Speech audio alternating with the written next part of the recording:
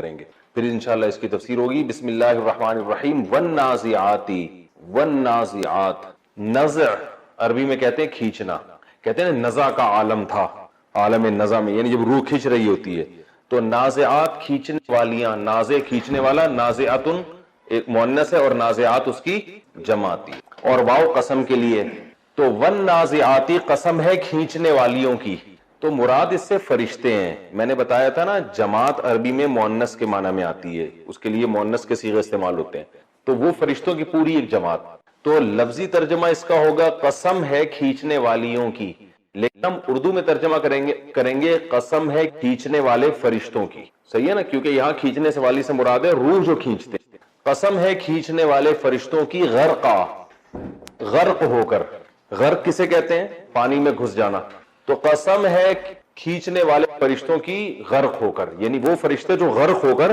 کھینچتے ہیں، تو مراد اس سے وہ فرشتے ہیں جو انسان کی روح قبض کرتے ہیں، وہ انسان میں گھس کے نہ کھینچتے ہیں، روح اس کی نکالتے ہیں تکلیف کے ساتھ، ٹھیک ہے نا۔ والنازعات غرقا، والناشطات، ناشطات، ناشطتن کی جمع کیا آتی ہے؟ ناشطات، جیسے مسلمتن کی مسلمات۔ ادھر آ جاؤ واسع خان، گل تراشا۔ نشط، ناشط کہتے ہیں کھولنا، کسے کہتے ہیں؟ کھولنا۔ آپ نے دیکھا ہوگا لوگ یہ لفظ استعمال کرتے ہیں طبیعت میں بڑا نشاط پیدا ہو گیا، کہتے ہیں یار طبیعت آج تو بڑی نشاط ہے، نہیں کہ طبیعت کھلی ہوئی ہے۔ بعض دفعہ انسان کی طبیعت بند ہوتی ہے، کسی کام میں دل نہیں لگ رہا ہوتا، بعض دفعہ طبیعت میں کیا ہوتا ہے؟ ایک نشاط ہوتا ہے، تو نشاط یہ کھولنے سے ہے۔ تو والناشطاتی قسم ہے ان فرشتوں کی جو کھول دیتے ہیں، نشطا کھول کر، یہ تاکید کے لیے آتا ہے نا مفعول ورب یعنی مصدر، میں نے پہلے بھی بتایا تھا۔ قسم ہے ان فرشتوں کی جو روح کھینچتے ہیں غرق ہو کر، اور قسم ہے ان فرشتوں کی جو کھولتے ہیں، کھولنا، صرف کھولنے کا کام کرتے ہیں، یعنی کیا مطلب؟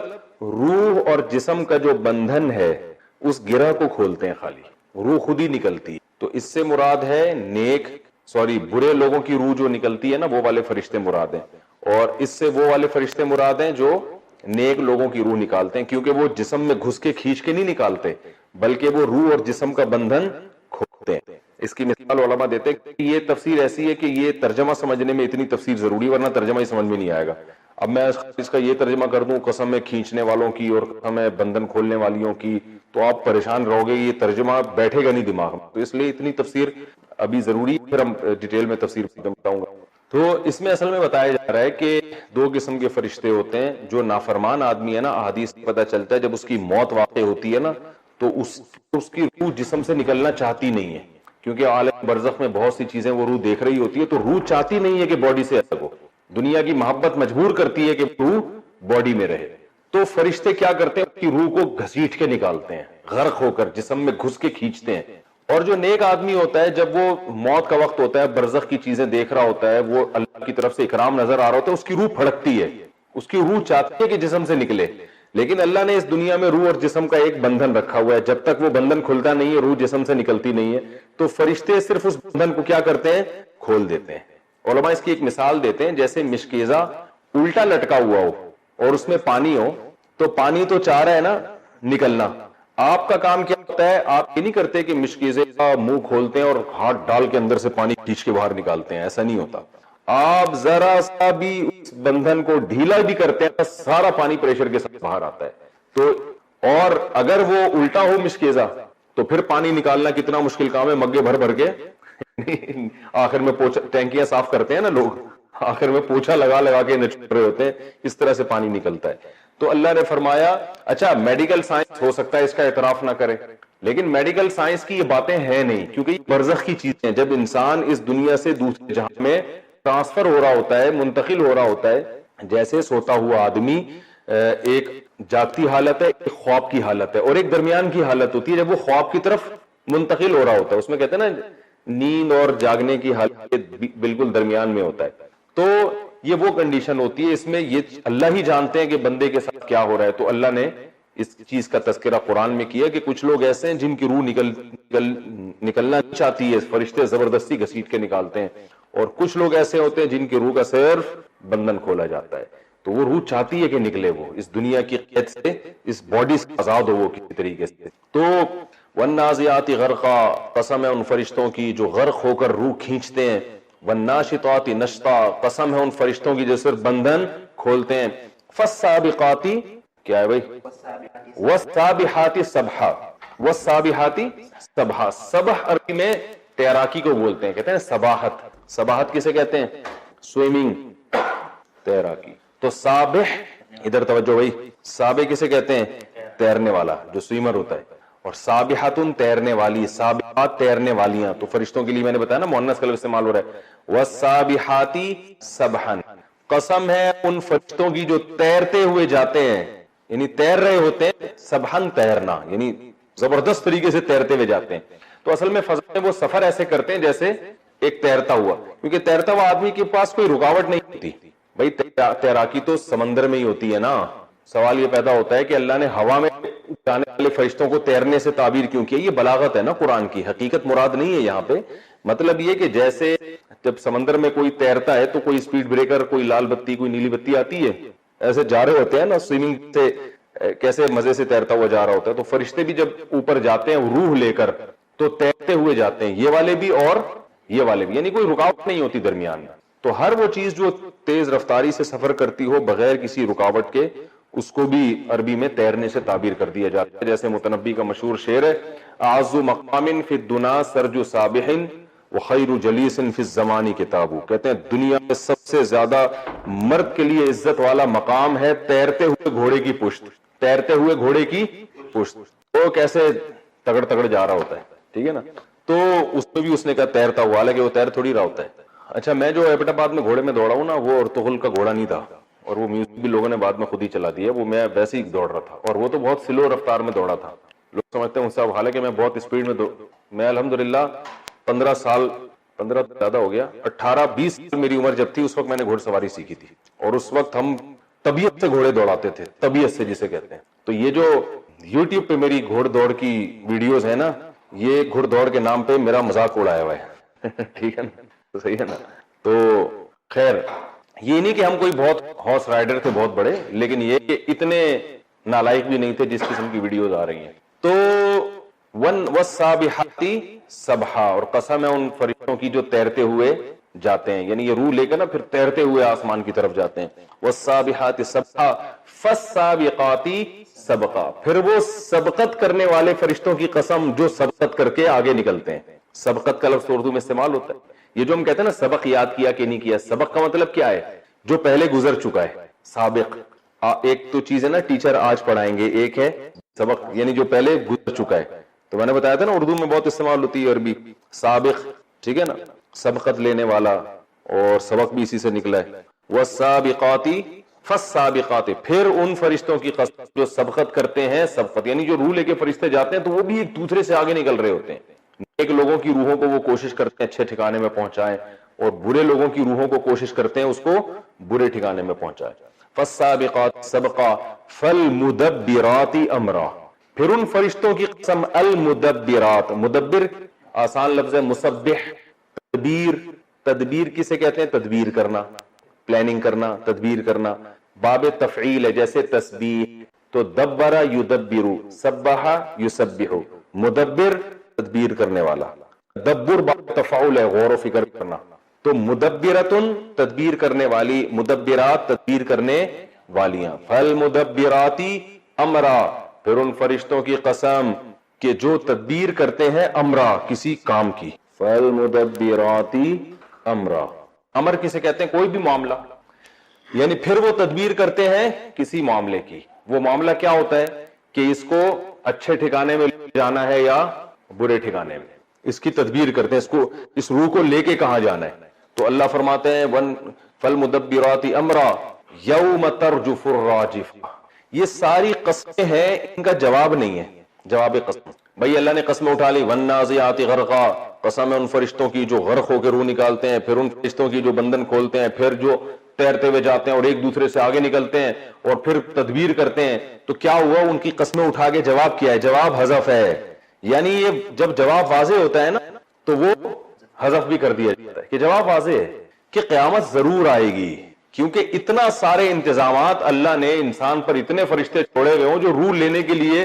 ایک دوسرے سے دوڑ رہے ہوں اور نکال کے ایک دوسرے سے سبقت کر رہے ہوں. یہ سارا نظام اللہ کا بنایا ہوا اس لیے تھوڑی ہے کہ مر کے مٹی ہو کے ختم ہو جاؤ اور کوئی پوچھنے والا ہی نہ ہو. بلکہ صاحب دیکھیں اسلام کی بیس یہاں سے شروع ہوتی ہے, حساب و کتاب دینا ہے. اسلام اور غیر اسلام میں جو بنیادی فرق ہے نا وہ یہیں سے اسٹارٹ ہو رہا ہے. اسلام کہہ رہا ہے بھائی سب کچھ لکھا جا رہا ہے, حساب دینا ہے آپ نے. اور جو اسلام کے علاوہ ہے وہ کہتے ہیں حساب کتاب کچھ بھی نہیں, بس اسی دنیا میں عدالتیں ہیں, بس یہاں مینرز ہوتے ہیں, اچھا ہے تھینک یو سے بات کر لو ایک دوسرے سے, اچھے سلوک, گڈ مینرز اور بیڈ مینرز, اس کے بھی ٹوپی ڈرامے کچھ چل رہے ہیں مارکیٹ میں, ٹھیک ہے نا. آپ اگر اچھے انسان بن کے زندگی گزاریں گے تو دنیا آپ کو یاد کرے گی. انسانی عقل کے بھاڑ میں جائے, جب مر گئے تو یاد کرے یا نہیں یاد کرے, ہم نے کرنا کیا ہے. تو اسلام نے ہمیں ان ٹوپی ڈراموں سے باہر نکالا ہے, گڈ مینر اور بیڈ مینر, یہ ٹوپی ڈرامے جو چل رہے ہیں نا انگلش میں, اسلام نے ان ٹوپی ڈراموں سے کیا کیا ہے, باہر نکالا ہے کہ دنیا یاد کرے نہ بھاڑ میں جائے. این ممکن ہے دنیا برے لفظوں سے یاد کرے, آخرت میں اچھا مقام ہو, این ممکن. بلکہ اسلام نے تو کہا دنیا کو یاد کرانے کے لیے اچھا عمل کرتے ہو تو تم سے بڑا بیوقوف دنیا میں کوئی ہے ہی نہیں, کیونکہ یہ دنیا بھی مسافر خانہ ہے, یہ بھی مر جائیں گے جو تمہیں یاد کر رہے ہیں. اسلام حقیقت کی بات کرتا ہے. تو چونکہ سب سے بڑا فالٹ ہی یہی ہے کہ آخرت پر یقین نہیں ہے. ساری برائی کی جڑ یہاں سے, جو اللہ کا انکار کر رہے ہیں نا ان کا بھی پہلے آخرت پر یقین نہیں ہوتا, پھر انکار کرتے ہیں وہ, پھر دلائل سے آنکھیں پھیرتے ہیں وہ. تو بل ادارک علمہم فی الآخرہ, قرآن کہتا ہے نا بل ہم فی شک منہا بل ہم منہا عمون, آخرت اصل ہے.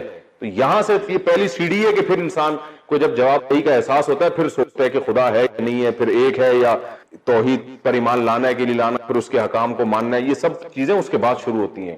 تو اللہ نے بتایا کہ یہ سارا ہم نے نظام بنایا ہوا ہے, ان سب قسمیں اٹھا کے ہم, جو جواب قسم میں محذوف ہے کہ کیا مطلب, قیامت آئے گی تمہیں حساب و کتاب دینا ہے.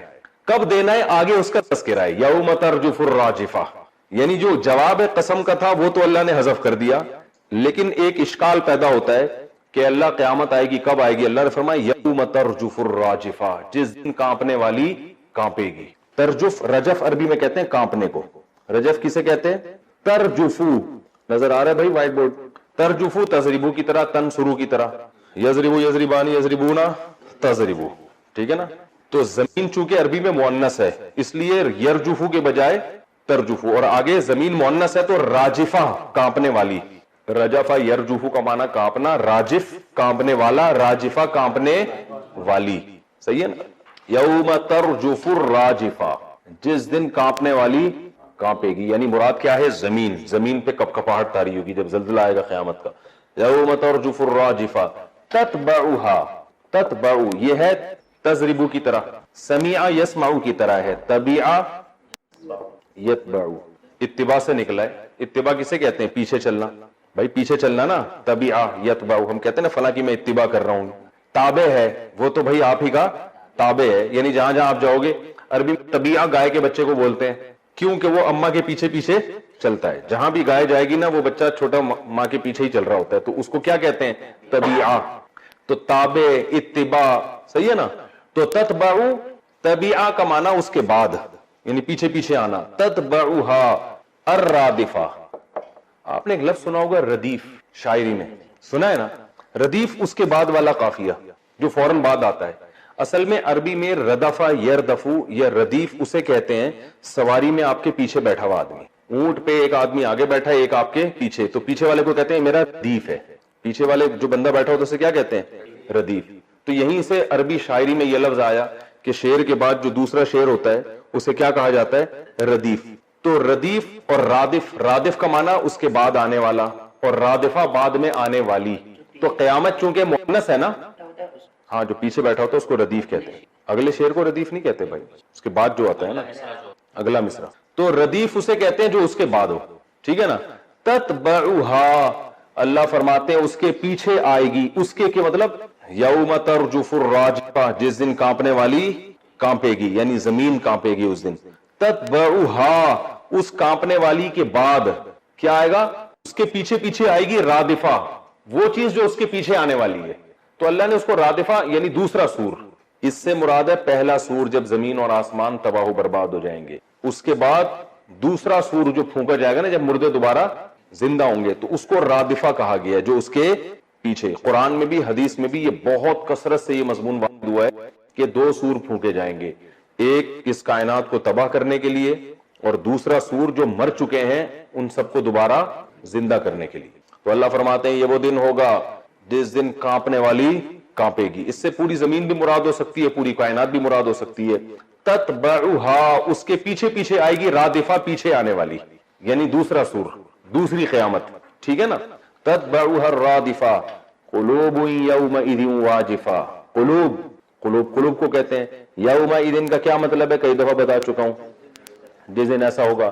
قلوب یومئذ واجفہ, میں نے بتایا تھا 30ویں پارے کی ویکیپس تھوڑی سی مشکل ہے. ٹھیک ہے نا, تو یہ ٹینشن آپ کو باقی پاروں میں نہیں ہوگی. یومئذ قلوب یومئذ واجفہ. واجفہ بھی کہتے ہیں خفیقہ, یعنی خفقان قلب سنا ہے نا, دل کا ایک تو دل ویسے ہی حرکت کرتا ہے نا, گھبراہٹ سے حرکت کرنا. اس کا میں لکھ دیتا ہوں, گھبراہٹ سے حرکت کرنا. قلوب, بہت سے دل, یومئذ, اس دن, واجفتن, تھر تھرا رہے ہوں گے, کانپ رہے ہوں گے خوف کے مارے. ہم اس کا ترجمہ یوں کر دیں گے خوف سے کانپ رہے ہوں گے, یہ صحیح ترجمہ ہو جائے گا. قلوب یومئذ واجفہ. ابصارها, ابصار کسے کہتے ہیں, بصر کی جمع, ناصر کی جمع انصار آتی ہے نا, اور وہ میں نے بتایا تھا نا افعال کا وزن جمع کے لیے آتا ہے. ابصارها, ان دلوں کی جو آنکھیں ہیں, ان دلوں کی, ہا ضمیر سے مراد ہے یہ دل. ابصارها, ان دلوں کی جو آنکھیں ہیں, خاشعۃ, خوف سے جھکی بھی ہوگی. خاشعہ کہتے ہیں نا خشوع و خضوع, جھک جانا, صحیح ہے نا. تو مراد دلوں کی آنکھیں نہیں, مراد کیا, جس آدمی کا دل ہے نا اس آدمی کی آنکھیں, لیکن ان آنکھوں کی نسبت کہاں کر دی, ان دلوں کی طرف. یہ بلاغت کا ایک اصول ہے کہ اصل میں تو یہ بتایا جا رہا ہے کہ جس کے سینے میں دل ہے نا, دل کی یہ حالت ہوگی اور آنکھوں کی یہ حالت کہ وہ خوف سے جھکی بھی ہوں گی, ان میں خوف ہوگا آنکھوں کے اندر. تو اللہ نے ان آنکھوں کی نسبت کہاں کر دی, دل کی طرف, کہ ان دلوں کی آنکھیں, کیونکہ وہ دل انسان کے ہیں تو آنکھوں کی نسبت بھی اس دل کی طرف ہو سکتی ہے.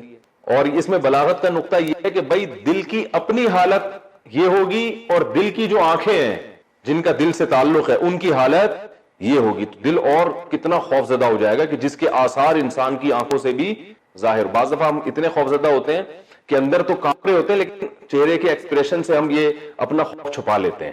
جو زیادہ جن میں کانفیڈنس ہوتا ہے نا وہ اپنا خوف چہرے سے ظاہر نہیں ہونے دیتے. دل تو گھبرا رہا ہوتا ہے, جیسے اندھیرے میں آپ قبرستان میں بیٹھے ہو, کسی کے ساتھ آپ کو اندر تو بہت ڈر لگ رہا ہے لیکن آپ ایسے شو کرتے ہو بھائی جیسے کوئی مسئلہ ہی نہیں, ہمارے تو قبرستان ہی تو آنا جانا لگا رہتا ہے ہمارا, ہوتا ہے نا ایسے. لیکن بعض دفعہ اتنا خوف انسان پر ہوتا ہے کہ وہ اپنی دل کی کیفیت کو چھپا نہیں پاتا. تو اللہ فرماتے ہیں یہ جو دل کی آنکھیں ہیں نا ان کا یہ حال ہوگا کہ یہ خوف سے خوف زدہ ہوں گی. خاشعہ یعنی ان میں انکساری ہوگی, جھکی بھی ہوں گی خوف کی وجہ سے. قرآن میں یہ بھی آتا ہے کہ آنکھیں پھٹی ہوئی ہوں, کھلی ہوئی ہوں گی, بعض جگہ قرآن میں یہ بھی آتا ہے. تو وہ دونوں میں تضاد اس لیے نہیں ہے کہ یہ دونوں خوف کی کیفیتیں ہیں. بعض دفعہ خوف سے آنکھیں کھلی کی کھلی رہ جاتی ہیں, بعض دفعہ جھکتی اٹھتی نہیں ہے, تو دونوں قسم کی کیفیتیں ہوں گی. فرمایا کہ قلوب یومئذ واجفہ ابصارها خاشعہ. یقولون, یہ وہ لوگ تھے, یقولون جو کہتے تھے, اِنَّا, آ کا معنی کیا ہے, کیا, اِنَّا اصل میں تھا اِنَّنا, کیا بے شک ہم, لَمَرْدُودُونَ, لام تاکید کے لیے ہے, مردود. دیکھیں اردو میں جو مردود ہے نا وہ عربی میں الگ مطلب ہے اس کو. اردو میں تو مردود کہیں کا کہتے ہیں نا, گالی دیتے ہیں, جا دفع ہو جا مردود. عربی میں مردود نکلا ہے رد سے. رد کسے کہتے ہیں, ریجیکٹ کر دینا, اس کو بھی کہتے ہیں. کسی کو واپس بھیج دے دینا, اس کو بھی کہتے ہیں. ہاں یہ جو اردو میں مردود ہے نا یہ رجیم ہے, اعوذ باللہ من الشیطان الرجیم نہیں ہے, رجم. یہ والا مردود کو ہم کہہ سکتے ہیں کہ اردو کا ترجمہ شیطان مردود. تو رجم سے مرجوم یعنی جس کو دھتکار کے بھگا دیا حکم وقت. تو وہ کہتے تھے, یقولون, فرمائی جو کہتے تھے, اِنَّا, کیا ہم, لَمَرْدُودُونَ, مردود کا معنی جس کو لوٹا دیا جائے, اور مردودون اس کی جمع, کیا ہم البتہ لوٹا دیے جائیں گے, فی الحافرہ. حافرہ کہتے ہیں واپس الٹ اسی حالت کو. اصل میں حفر عربی میں کہتے ہیں کھودنا, اور حفر اس مٹی کو بھی کہتے ہیں جو گڑھے سے نکالی گئی ہو. تو شاید اس وجہ سے حافرہ کو پچھلی حالت کہا جاتا ہے کہ وہ مٹی دوبارہ گڑھے میں ڈال دی جاتی ہے. بھائی گڑھا جب کھودا جاتا ہے تو کوئی پودا لگا دیا یا میت کو دفنایا تو وہ مٹی دوبارہ لوٹائی جاتی ہے نا, تو پچھلی حالت کو بھی کیا کہا جاتا ہے, حافرہ. تو شاید اس وجہ سے حافرہ کو حافرہ کہتے ہیں. کوئی یقینی بات نہیں لیکن میرا خیال ہے کہ کیونکہ دونوں میں مناسبت ہے نا.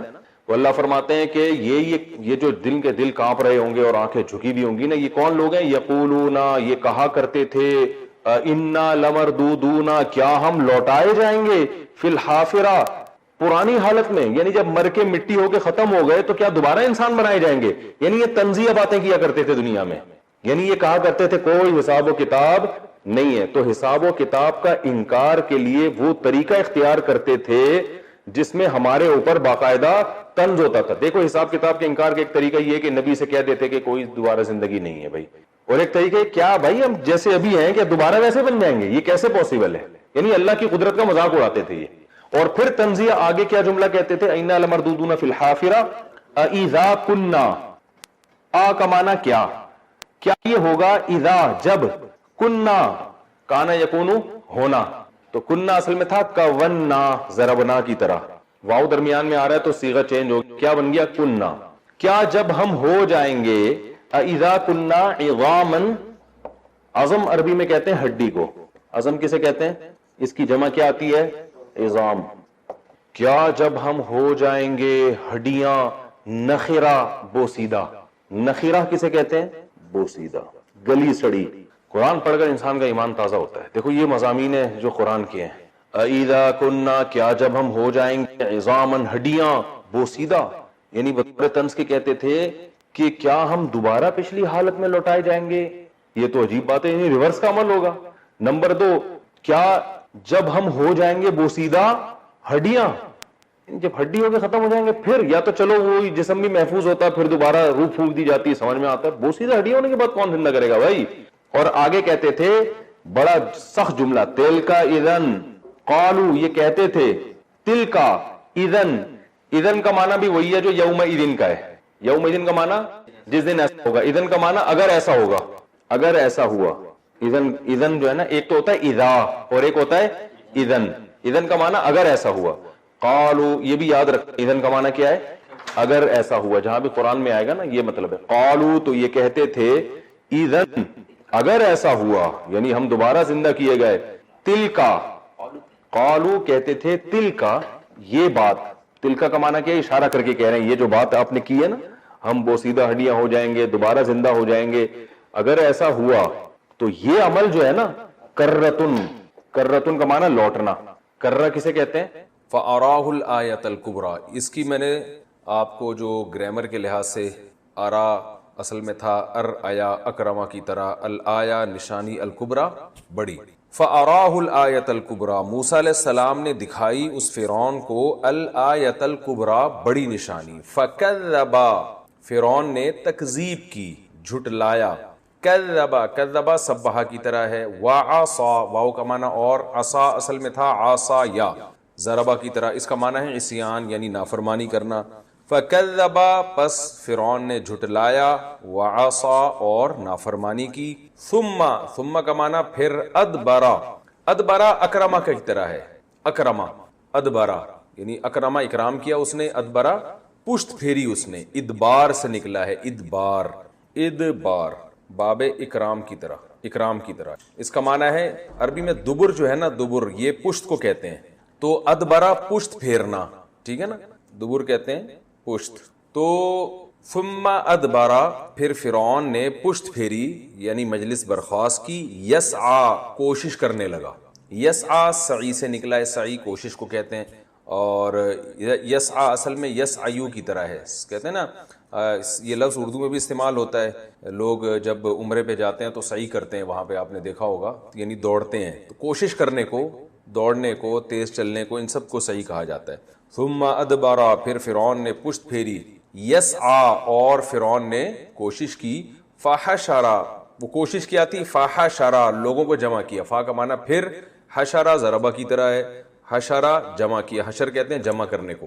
قرآن یہ میدان محشر ہوگا نا جس میں لوگ جمع ہو کے آئیں گے، تو میدان محشر اسی سے نکلا ہی ہے. فحشرا فنادا، نادا میں کل بتا چکا ہوں. فرعون نے لوگوں کو جمع کیا. فنادا، اور لوگوں میں ندا لگائی. کیا ندا لگائی؟ فقالا، اور کہا، انا ربکم الاعلی. انا کا معنی میں، ربکم تمہارا رب ہوں، الاعلی سب سے اعلی. انا ربکم الاعلی، انا میں ہوں، ربکم الاعلی سب سے بڑا رب. اللہ تعالیٰ تکبر سے بچائے.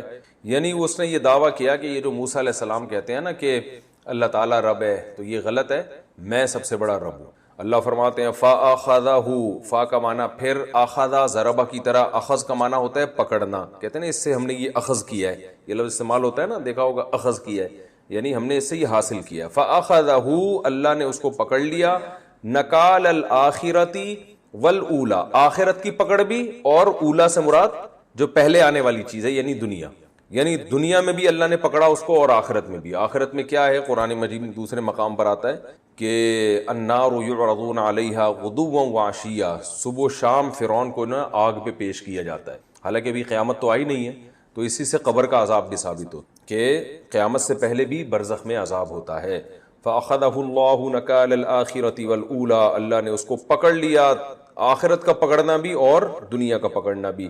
ان فی ذالک، بے شک اس واقعے میں، لعبرتن، لام تاکید کے لیے، عبرت کا معنی عبرت، لعبرتن لمن، اس شخص کے لیے، یخشا، یخشا یوں تھا اصل میں، یضربو کی طرح، یسمعو کی طرح، تو یخشا خشیت سے نکلا ہے، بے شک اس واقعے میں عبرت ہے اس شخص کے لیے جو ڈرتا ہے۔ آگے اللہ تعالیٰ فرماتے ہیں انتم، آ کا معنی کیا، انتم کا معنی انتم، اشدو، اشدو اصل میں تھا اشددو، یہ تھا جی اشددو، از ربو کی کمپیریٹیو ڈگری ہے نا، میں نے بتایا تھا نا، از ربو دوسرے کے مقابلے میں زیادہ مارنے والا، تو اشددو دوسرے کے مقابلے میں زیادہ شدید۔ تو اللہ فرماتے ہیں انتم، کیا تم ہو، اشدو زیادہ سخت، خلقن، خلق کہتے ہیں پیدا کرنا، آسان لفظ ہے، خالق تخلیق، پیدا کرنے کے لحاظ سے، ام السماء، یا آسمان۔ اللہ فرماتے ہیں کیا تم پیدا کرنے کے لحاظ سے زیادہ سخت ہو یا آسمان؟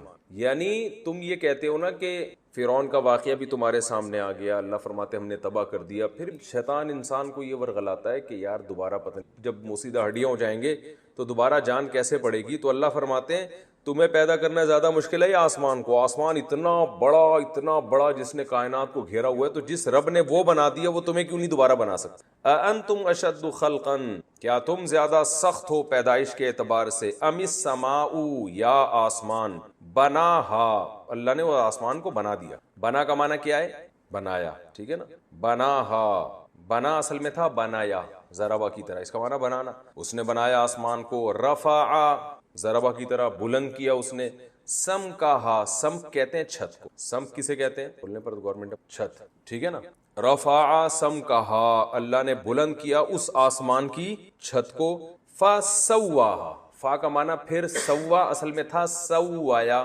سوا کیا تھا؟ سوایا، کس کی طرح؟ سبحہ کی طرح، گڈ، سمجھدار ہو گئے، سوایا اس کا معنی ہوتا ہے برابر کرنا، تسویہ۔ آپ نے دیکھا ہوگا نا، سووا واستووا، امام حرم سے آواز آتی ہے نا جب صفیں، تو سووا واستووا رحمکم اللہ کہتے ہیں نا، کیا مطلب؟ صفوں کو برابر کرو، صحیح ہے نا، سووا صفوفکم، صفوں کو کیا کرو؟ برابر کرو۔ مساوات اردو میں استعمال ہوتا ہے، اسلام تو مساوات کہتے ہیں نا لوگ۔ تو اللہ فرماتے ہیں رفع سم کہا، اللہ نے اس آسمان کی چھت کو بلند کیا، فسواہا، اور اس کو کیا کر دیا؟ برابر۔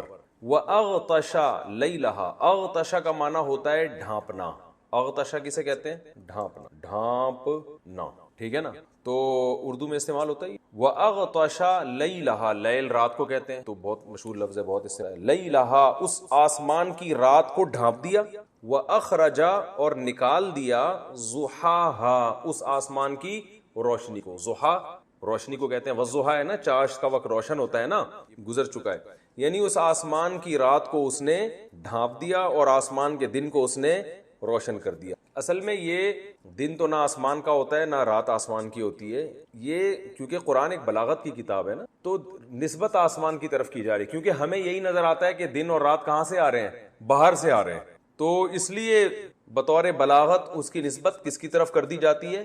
آسمان کی، کیونکہ سورج کہاں آتا ہے؟ آسمان پہ آتا ہے نا، تو روشنی بھی وہیں سے آتی ہے اور اندھیرا بھی وہیں سے آتا ہے، سورج غائب ہو جاتا ہے تو آسمان سے ہمیں نظر آتا ہے، تو اس لحاظ سے آسمان کی طرف نسبت کی ہے کہ آسمان کی رات کو بھی اس نے اندھیرا کر دیا اور آسمان کے دن کو اس نے نکالا، والارض بعد ذالک، اور اس کام کے بعد، یعنی آسمان کو اس نے برابر کیا، اس کے بعد کیا کیا؟ والارض بعد ذالک، اس کے بعد دحاہا، زمین کو اس نے بچھا دیا، دحایا تھا اصل میں، اس کا معنی ہوتا ہے بچھانا، ٹھیک ہے، زمین کو اس نے بچھا دیا، اس کی تفسیر میں انشاءاللہ بتاؤں گا۔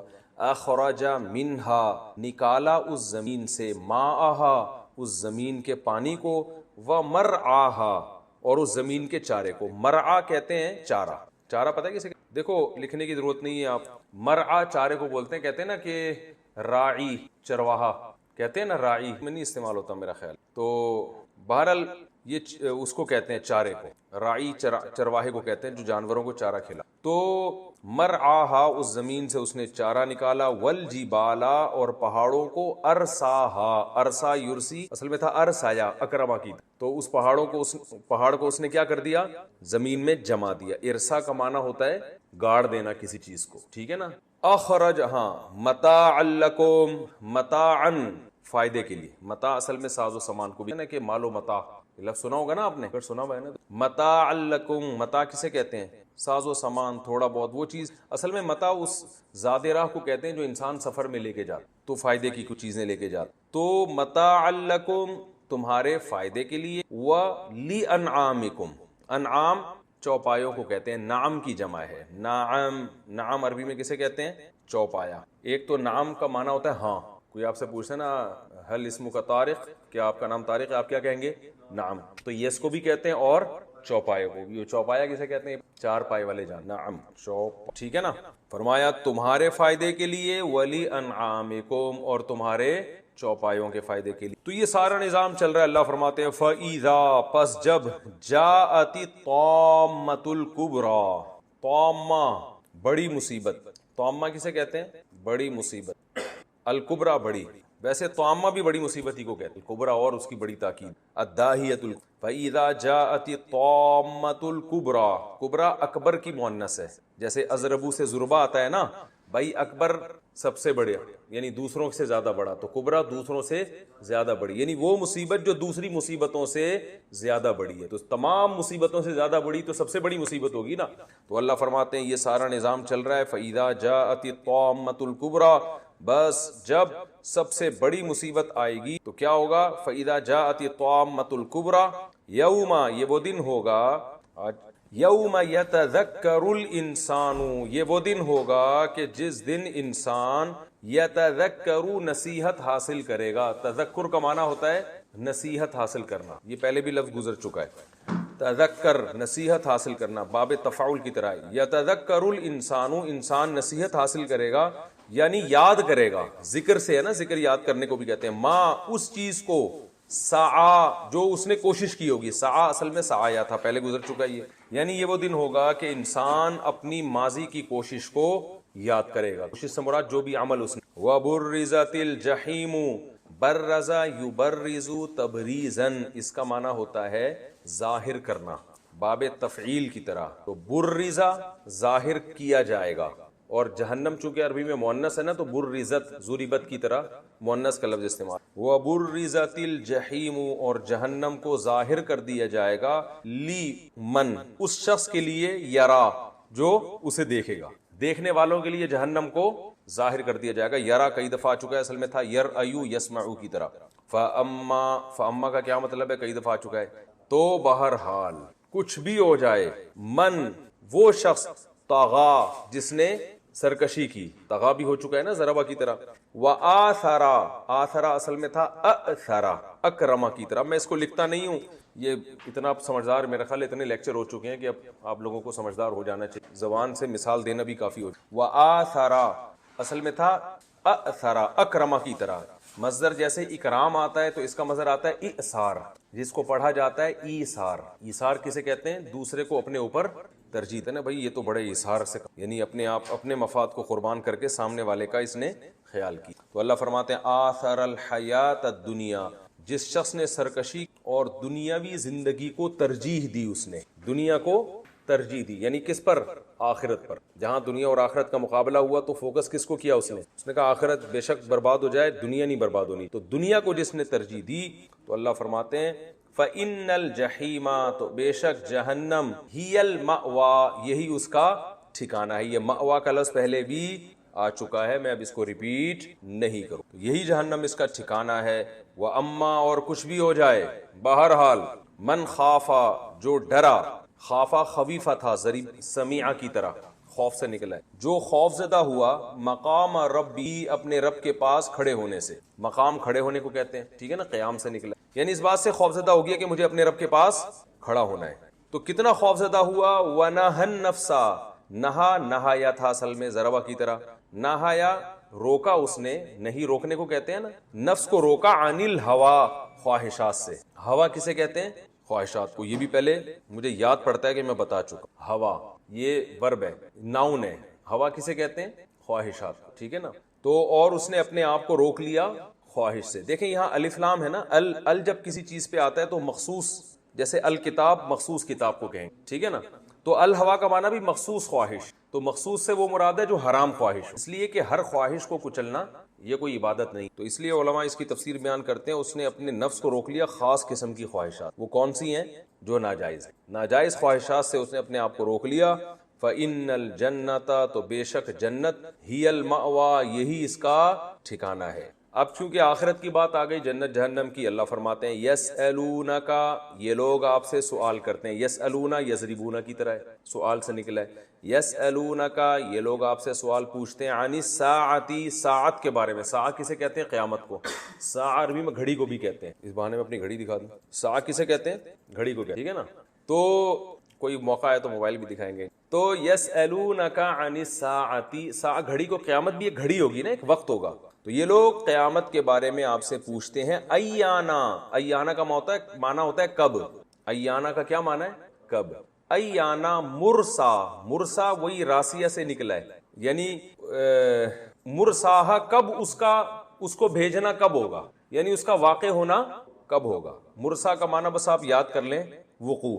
ایانا مرساہ کہ اس قیامت کا وقوع کب ہے. اللہ نے فرمایا فی ما انتا, فی کا معنی میں, ما میم زبر ما اصل میں میم الف ما تھا. فی ما, جیسے عما میں یتسالون میں ہم نے بتایا نا, عما اصل میں کیا تھا؟ عما. تو فی ما اصل میں کیا تھا؟ فی ما. ما کا معنی ایو شیئن, کون سی چیز. تو اللہ فرماتے ہیں فی ما انتا, اے نبی آپ فی ما کس چیز میں ہیں, من ذکراہا اس قیامت کے تذکرے سے. لفظی ترجمہ ہوگا اے نبی آپ اس قیامت کے ذکر سے, تذکرے سے, یعنی با محاورہ ترجمہ ہوگا آپ کو اس قیامت کے تذکرے سے کیا واسطہ کہ وہ کب آئے گی. یہ آپ کا ٹاپک ہے ہی نہیں بھائی. آپ کا ٹاپک, موضوع اور آپ کی ذمہ داری صرف یہ ہے کہ یہ بتا دیں کہ قیامت آئے گی. کب آئے گی؟ فیما انت من ذکراہا, آپ کو اس سے کیا لینا دینا, آپ کو اس سے, یعنی آپ کا یہ ٹاپک ہی نہیں, آپ کس چیز میں ہے اس کے یہ اس طرح سے کہا جاتا ہے عربی میں. الا ربکا, تیرے رب کی طرف, منتہا, منتہا انتہا کو بولتے ہیں, منتہا ہا, اس قیامت کی انتہا کہاں ہے؟ آپ کے رب کی طرف ہے. یعنی اس انتہا کہتے ہیں, یعنی اس قیامت کا جو پورا علم ہے کس کے پاس ہے؟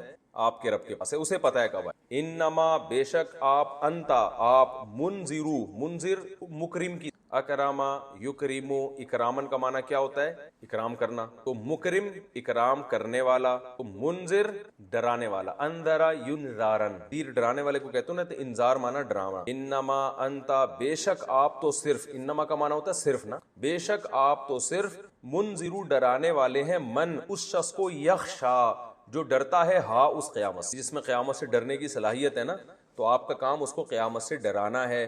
تاریخ بتانا, ڈیٹ بتانا کہ کب آئے گی, یہ آپ کی ذمہ داری. کأنہم, اللہ فرماتے ہیں گویا کہ یہ لوگ, کا بتایا تھا نا, کأنہ عربی میں کہتے ہیں, کأنہ پورا ایک لفظ ہے, کأن, یہ ویسی کأنہ, چلے بعد میں کأنہ, انہ سے پہلے کاف لگا دو نا, تو کأنہ کا مطلب ہوتا ہے گویا کہ. جیسے ہم کہتے ہیں کأنہ زیدن قائم, گویا کہ زید کیا ہے؟ کھڑا. ایسا لگتا ہے کہ یہ کیا ہے؟ کھڑا ہوا ہے. اٹ سیمز انگلش میں کہتے ہیں نا, یہ ایسا ہمیں محسوس ہو رہا ہے, لگ رہا ہے. کأنہم, اللہ فرماتے ہیں گویا کہ یہ لوگ, یوما وہ دن, یرونا, یرونا اصل میں تھا یرایونا, یسمعونا کی طرح, تو یرونا بنا دیا. گویا کہ یہ لوگ یوم یرونہا, جس دن دیکھیں گے اس قیامت کو, تو کیا ہوگا؟ لم یلبثو, لبث یلبثو, سمیع یسمعو, اس کا معنی ہوتا ہے رہنا, ٹھیک ہے نا.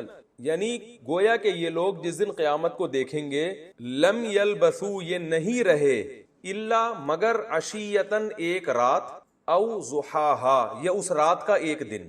ہا ضمیر جو ہے نا, ہا, یہ جو ہا ہے یہ لوٹتی ہے اس رات کی, یہ الگ ہے. او ضحاہا یا اس رات کی ایک دن کی. کیا مطلب؟ گویا کہ یہ لوگ جس دن قیامت کو دیں گے تو آگے جملہ محذوف ہے، انہیں ایسا لگے گا، یہ جملہ محذوف، لم یلبثوا، انہیں ایسا لگے گا کہ نہیں رہے یہ دنیا میں الا عشیۃً، مگر صرف ایک رات، او ضحاہا، یا اس رات کا ایک دن، یعنی اس رات کے بعد جو دن آتا ہے۔ تو مطلب یہ ہے کہ یہ تو کہہ رہے ہیں قیامت کب آئے گی، قیامت کب نہیں کب آئے گی، لیکن جب آئے گی نا ان کو لگے گا دنیا میں یہ ایک دن یا ایک رات سے زیادہ ٹھہر نہیں، جلدی ان کو لگے گا کہ قیامت آ گئی، کیونکہ آخرت کا دن دنیا کے مقابلے میں بہت لمبا ہوگا نا، تو دنیا کی زندگی ان کو بہت تھوڑی۔ تو یہ تو میں نے لفظی ترجمہ آپ کو بتایا، تفسیر کر لیتے ہیں، آپ کو ترجمے میں آدھی اور تفسیر آپ کو۔ اللہ تعالیٰ نے اس صورت میں قسم اٹھائی، والنازعات غرقا، ان فرشتے کھینچتے ہیں روح کو غرق ہو کر، گھس کر، جو نافرمان لوگ ہیں نا ان، لیکن یہ دنیا میں محسوس نہیں ہوتی، یہ سب برزخ کی، یعنی بعض دفعہ ایسے ہوتا ہے کہ ہمیں ایک آدمی لگے گا کہ وہ دل سے مر رہا میں ہوگا، برا آدمی لگے گا کہ کچھ، یہ سب برزخ کی، جو عالم برزخ میں اس کو محسوس ہو رہا ہوتا ہے، کیونکہ نافرمان آدمی کو جب برزخ نظر آتی ہیں جہنم کے عذاب اور آگ کا عذاب، تو وہ روح چاہتی نہیں ہے کہ، تو اللہ فرماتے ہیں ان فرشتوں کی قسم جو گھستے ہیں، غرق ہوتے ہیں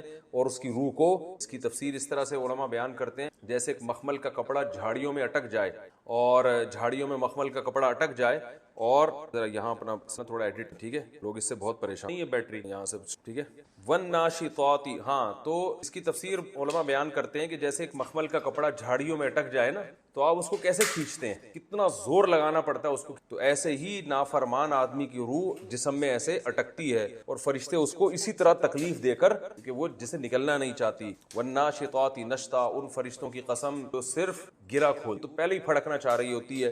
والسابحات سبحا، ان فرشتوں کی قسم جو تیرتے ہوئے روح لے کے بھاگتے ہیں۔ فالسابقات سبقا، پھر کیا کرتے ہیں وہ کہ ایک دوسرے سے سبقت لیتے ہیں۔ فالمدبرات امرا، پھر وہ تدبیر کرتے ہیں۔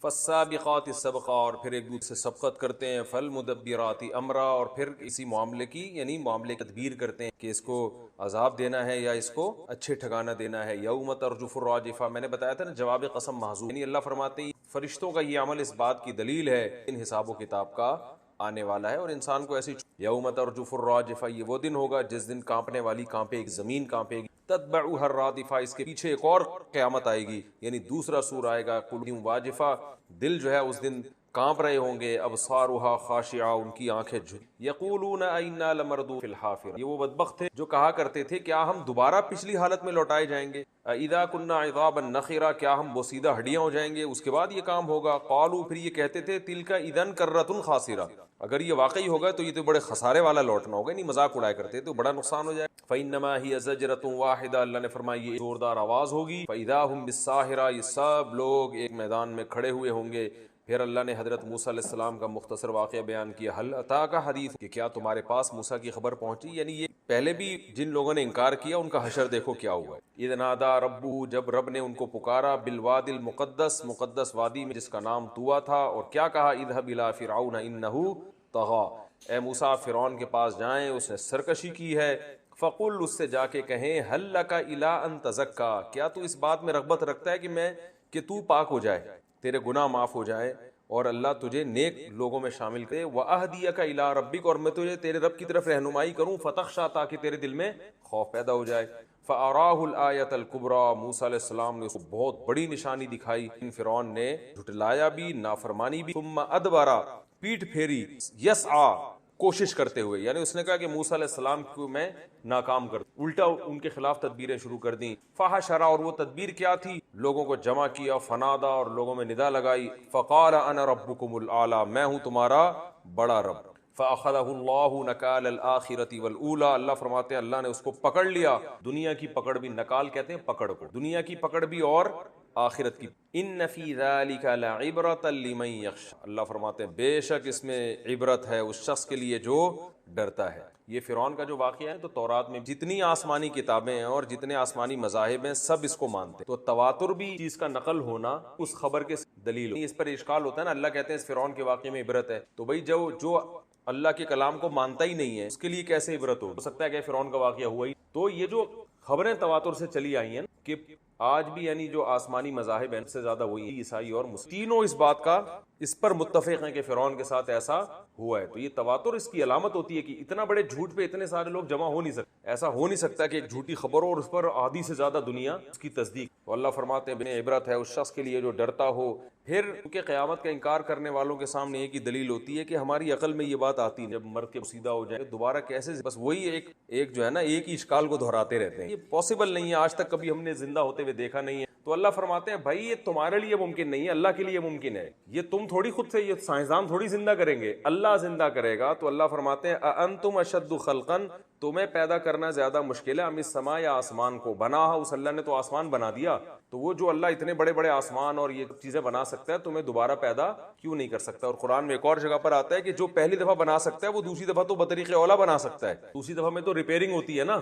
قرآن میں یہ مضمون بھی آتا ہے کہ جو پہلی مرتبہ بناتا ہے، پہلی مرتبہ بنانا تو مشکل ہے، اس نے پانی کے قطرے سے پہلی مرتبہ بنا دیا تمہیں، وہ دوسری دفعہ کیوں نہیں بنا سکتا. تو اللہ نے فرمایا کہ انتم اشد خلقا ام السماء بناہا، اس نے آسمان بنایا. رفع سمکہا، اس آسمان کی چھت کو بلند کر دیا. ابھی تک اتنے سیارے ستارے چھوڑے ہوئے، پہلا آسمان نہیں آ کے دیکھ، اور خوردبینوں سے دیکھا جا رہا ہے. بہت اونچی چھت کر دی اس نے. فسواہا، اور اس کو برابر کیا. وَأَغْطَشَ لَيْلَهَا، اس آسمان کی رات کو کیسا اندھیرا. آسمان ہر وہ چیز جو بلند ہو اس کو بھی کہا جاتا ہے. تو اس کی رات کو کیسا اندھیرا بنایا اور اس کے دن کو کیسا اس نے نکالا. وَالْأَرْضَ بَعْدَ ذَلِكَ دَحَاهَا، اور اس کے بعد زمین کو اس نے بچھا دیا.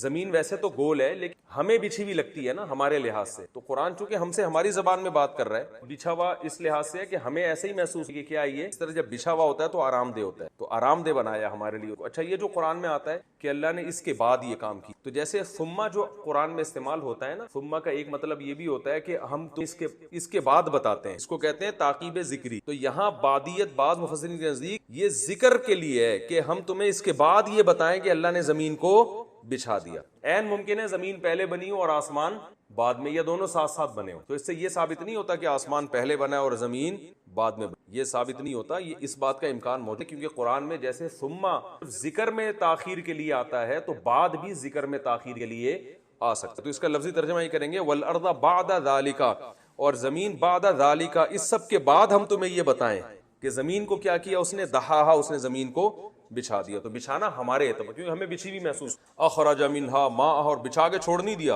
اسی زمین سے نکالا اس نے اس زمین کے پانی کو. اور ومرعاہا، اور چارے کو نکالا. والجبال ارساہا، اور پہاڑوں کو زمین گاڑ دیا اس نے بیلنس کو برقرار رکھنے کے لیے.